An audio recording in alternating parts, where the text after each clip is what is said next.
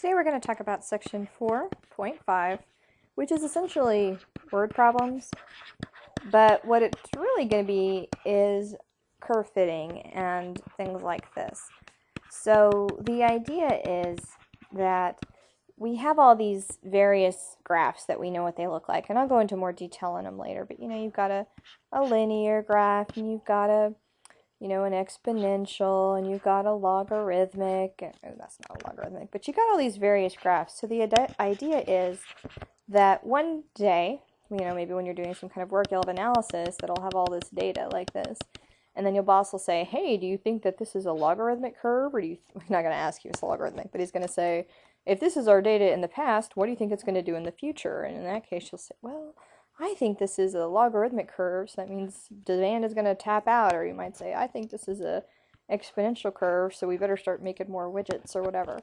So we're going to talk about how to figure out how to fit curves to data and how to make this work. So the first thing that we're going to do before we get too into this is we're going to talk a little bit about exponentials. So specifically, we're going to look at exponential growth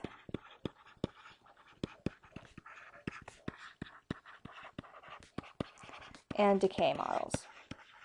Now your book uses this formula, f of t equals a naught times e to the kt.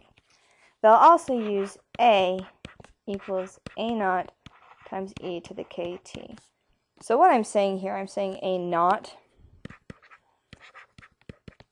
like a naught, like not a, but that's not really what it means. It really means a naught, as in I have naught to do with this stupid spelling. So that's like British for nothing.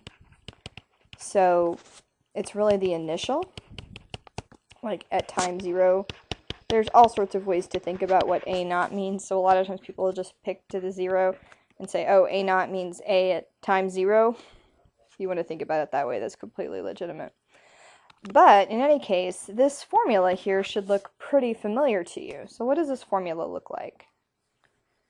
Does it look kind of like a equals p e to the rt? Yeah? It looks like your continuous compounding. So actually, in this formula, the idea is that you'll say, well, something follows an exponential growth rate, something follows an exponential decay rate. And if it does, then it's going to be, you could express an equation for this data in this form, a equals a naught to the kt. So if you remember in our continuous compounding equation, we always used an r there. So actually, I don't look at it this way. I didn't really actually mean to cross it out. I don't look at it this way or this way.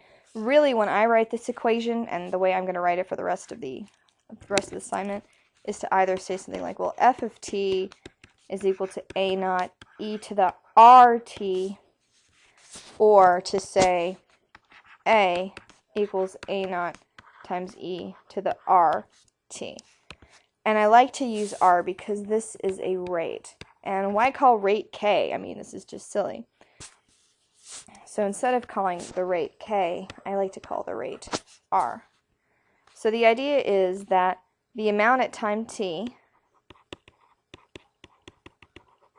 or whatever it is we're looking at, is equal to the original amount times e to the rate times the time t. Or another way to think about it is the current value, the current or new value, is equal to the initial, I can't spell, I can do it, initial, times the rate, times the time. So original, or the current, equals the initial times the rate, or e to the rate times time. So just like we had all those problems where we're like, oh, it's inversely proportional, or directly proportional, or jointly varies, and we were always solving for t or for k. So pretty much that's what we're going to do here. You're going to set up a problem and you're going to end up solving for the rate. So something else you want to kind of notice when you're looking at these problems is you remember if r is greater than 0. If my rate is greater than 0, What do I expect my graph to look like? I don't know. Just tell me. Okay, I will. If the rate is greater than 0, we expect the curve to look like this. So if we're increasing over time, we expect our rate to go like this. When our rate is positive, we consider this to be growth, because right at the top right, this is labeled exponential growth and decay.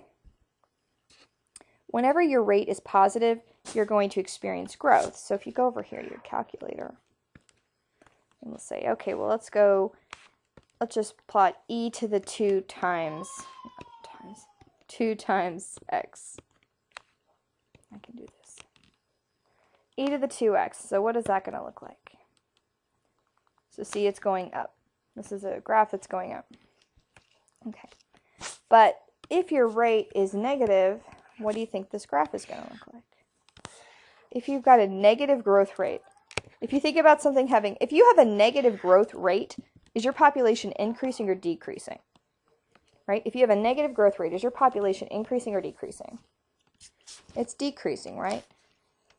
If you have a negative growth rate, so for example, e to the negative 2x, if you have a negative growth rate, so that would be your rate. If your rate was negative 2, okay, see, there was your first one, and then your second one came down. So I'm going to regraph this. Bonk. Oh, it won't do it unless I do something exciting. I'll just change this to 1. I mean, anytime you have a positive growth rate, it's going to go up. Anytime you have a negative growth rate, it's going to go down. So here's my positive, and it goes zoop, and here's my negative going to come, going zoop, like that. Okay, so positive growth rate, negative growth rate. Oops. So negative. So we don't call this, instead of calling it a negative growth, we call it decay. It makes sense, right? Decays. Let me make it to where it doesn't actually hit 0, but you get the idea. So this might be, carbon dating is a decay. Whenever you're testing the amount of carbon in a substance, carbon dating. Growth would be population. I often talk about how population growth is exponential, that kind of thing.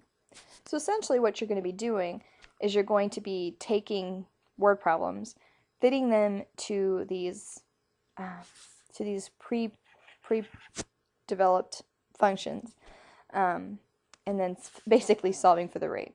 So that'll be super awesome.